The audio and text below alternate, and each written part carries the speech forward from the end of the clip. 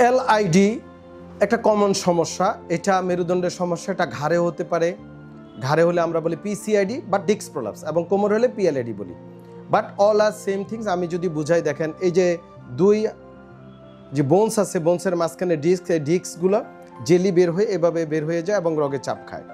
তো অনেক ক্ষেত্রে অপারেশন করতে হয়, খুব 5 to 10% রোগীকে। কিন্তু অপারেশন পরবর্তী অনেক সময় জটিলতা দেখা দিতে পারে। কি কি জটিলতা দেখা দিতে পারে?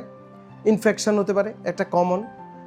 পা প্যারালাইসিস হয়ে যেতে পারে, ফুট ড্রপ হয়ে যেতে পারে, বা হাত পা অবশ হয়ে যেতে পারে। অপারেশনে বিভিন্ন ইনজুরি হতে পারে।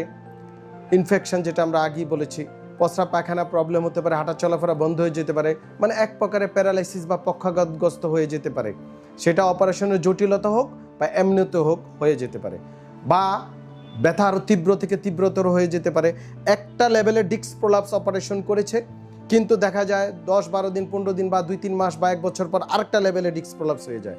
এগুলো কমনলি হয়ে যায়। রোগী তখন হতাশাগ্রস্ত, বিষাদ হয়ে চাকরি বাকরি সব ছেড়ে দিয়ে বিছনায় পড়ে থাকে। হতাশার কোনো কারণ নেই।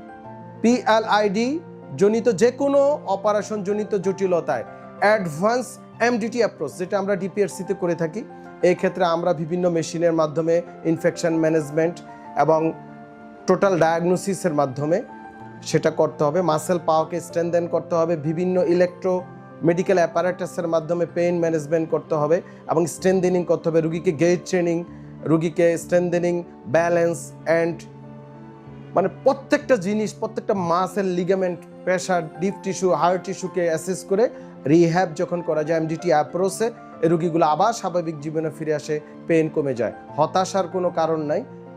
অপারেশন পরবর্তী পিএলআইডি যে কোনো জটিলতা আপনার এমডিটি ট্রিটমেন্ট আপনার রুগীকে আবার স্বাভাবিক জীবনে ইনশাল্লাহ ফিরিয়ে আনবে।